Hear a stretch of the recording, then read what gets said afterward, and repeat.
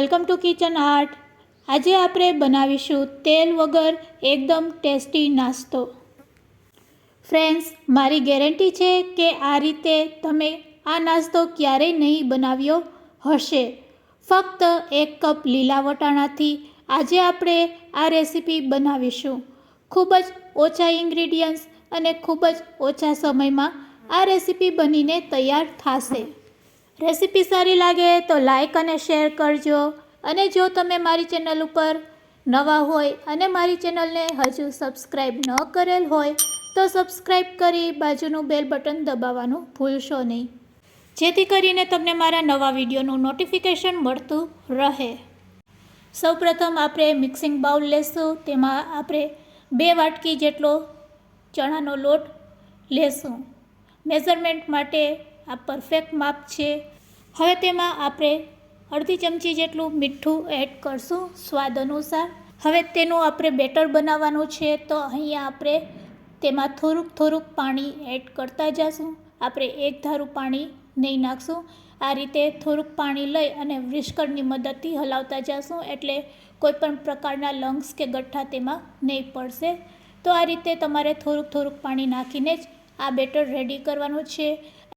અહીંયા આપણે બેટરને પાતળું રાખવાનું છે, તો તમને તેની થિકનેસ પણ હું બતાડીશ। તો બસ આ રીતે થોડુંક પાણી નાખતા જઈશું અને બેટર આપણે રેડી કરીશું। હવે તેની થિકનેસ હું બતાવી રહી છું।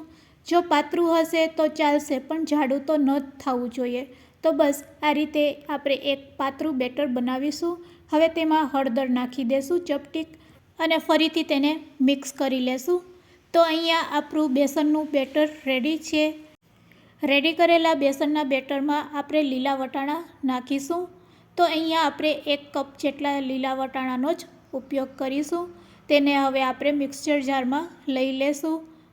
ફક્ત 1 કપ લીલા વટાણામાંથી જ આ નાસ્તો બનીને રેડી થશે। હવે 1 લીલું મરચું સમારેલું એડ કરી દઈશું અને તેને સારી રીતે ગ્રાઇન્ડ કરી લેશું।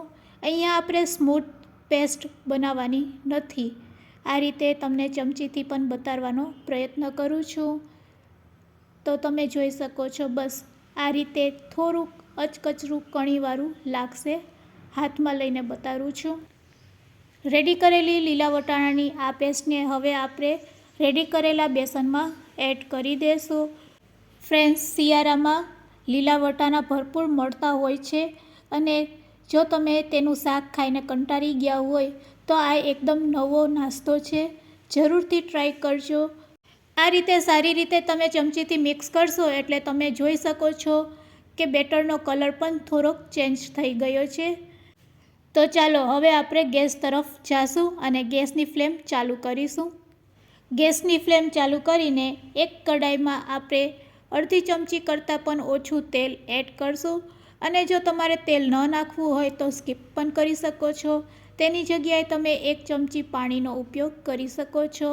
હવે તેમાં આપણે આદુની પેસ્ટ નાખીશું અને તેને તેલમાં આ રીતે સાતરી લેશું। સાથે તેમાં આપણે નાખીશું 2 ચમચી તલ। તલની સાથે હવે આપણે 1 ચમચી જેટલા ચીલી ફ્લેક્સ એડ કરીશું।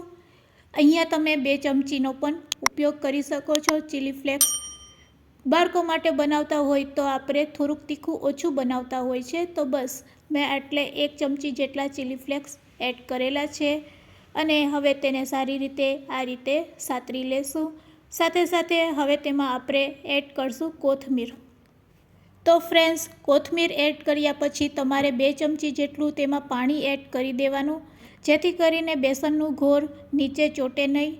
તો આ રીતે 1 કપ જેટલી આપણે કોથમીર પણ તેમાં એડ કરી દઈશું અને મિક્સ કરી લેશું। તો ફ્રેન્ડ્સ, અહીંયા હું પાણી નાખતા ભૂલી ગઈ છું, તો તમારે 2 ચમચી જેટલું તેમાં પાણી ખાસ નાખી દેવાનું અને પછી બેટરને આ રીતે હલાવીને તેમાં એડ કરવાનું। તો હવે આપણે તેમાં બેટર એડ કરી દઈશું। જો પાણી નાખેલું હશે તો બેટર નીચે ચોટશે નહીં। તો હવે તેને આપણે તવેથાથી આ રીતે હલાવીને મિક્સ કરી લેશું। ફ્રેન્ડ્સ, આ બેટર છે એ ઝડપથી ઘટ થવા માંડે છે, તો આપણે એકદમ લો ફ્લેમ ઉપર જ તેને સતત આ રીતે હલાવતા પકાવશું। તો જ તમારો બેસનનો લોટ છે એ સારી રીતે પાકશે અને તો જ તેનો સરસ ટેસ્ટ આવશે। આ મિશ્રણને ઘટ્ટ થતાં ફક્ત 7થી 8 મિનિટ લાગે છે, તો લો ફ્લેમ ઉપર જ આપણે તેને આ રીતે સતત હલાવતા રહેશું અને સતત હલાવતા જશું. એમ મિશ્ર છે એ ઘટ્ટ થતું જશે. જેમ જેમ મિશ્ર ઘટ્ટ થશે તેમ તેમ તમને ખ્યાલ પણ આવતો જશે અને આપણે લો ફ્લેમ ઉપર તેને આ રીતે સતત હલાવીને પકાવીશું તો આપણો બેસનનો લોટ પણ કાચો નહીં લાગશે. તમારે મિશ્ર એટલું ઘટ્ટ કરવાનું કે તમે તવેથામાં આ રીતે જો લો અને પછી તવેથામાંથી મિશ્ર બિલકુલ પડે નહીં તે રીતનું આપણે તેને ઘટ્ટ કરવાનું છે. તો તમે જોઈ શકો છો હવે તવેથામાંથી આપણું મિશ્ર નથી પડી રહ્યું. તો અહીંયા આપણું મિશ્ર છે એ રેડી થઈ ગયું છે. તો હવે આપણે ગેસની ફ્લેમ બંધ કરી દઈશું. ગરમા ગરમ આ મિશ્રને હવે આપણે ગ્રીસ કરેલી પ્લેટમાં લઈ લેશું. તો આપણે એક પ્લેટને આ રીતે તેલથી ગ્રીસ કરી લેશું. ગરમા ગરમ મિશ્રને હવે તેમાં આપણે એડ કરી દઈશું. તો ફ્રેન્ડ્સ છે ને એકદમ યુનિક નાસ્તો. ફ્રેન્ડ્સ આ રીતે જો તમે લીલા વટાણાનો ક્યારેય નાસ્તો ન બનાવ્યો હોય તો એકવાર જરૂરથી ટ્રાય કરજો. ખાવામાં તો ખૂબ જ ટેસ્ટી લાગે છે અને હેલ્ધી પણ છે. તો આ નાસ્તાને આપણે સારી રીતે ડીશમાં આ રીતે સ્પ્રેડ કરી દઈશું. થોડીક વાર તેને ઠંડુ થવા માટે રાખી દઈશું અને પછી તેમાં આપણે કટ લગાવીશું. વાટકીથી તેને આ રીતે દબાવી લેશું. તો અહીંયા આપણો યુનિક નાસ્તો રેડી છે. તેને થોડીક વાર માટે આપણે રાખી દઈશું અને પછી તેના ઉપર આપણે કટ લગાવી લેશું. હવે ચાકુની મદદથી તેના ઉપર કટ લગાવીશું. તો આ રીતે કટ લગાવ્યા પછી હવે આપણે તેને ડીમોલ્ડ કરીશું. ડીમોલ્ડ કરવા માટે આપણે તેના ઉપર એક પ્લેટ રાખીશું અને આ રીતે થોડુંક ટેપ કરીશું તો તે તરત જ પ્લેટને છોડી દેશે અને ફરીથી એક પ્લેટ તેના ઉપર રાખીશું અને તેને આ રીતે પ્લેટમાં લઈ લઈશું. તો અહીંયા આપણો નાસ્તો બનીને રેડી છે સર્વ કરવા માટે. તો જો ફ્રેન્ડ્સ તમે આ નાસ્તાને ક્યારેય ટ્રાય ન કરેલ હોય તો એકવાર જરૂરથી ટ્રાય કરજો. આ નાસ્તાને તમે વઘારીને પણ ખાઈ શકો છો અને શાક બનાવવું હોય તો શાક પણ બનાવી શકો છો અને આ રીતે પણ ખાઈ શકો છો. તીખી ચટણી સાથે આ નાસ્તો ખૂબ જ ટેસ્ટી લાગે છે.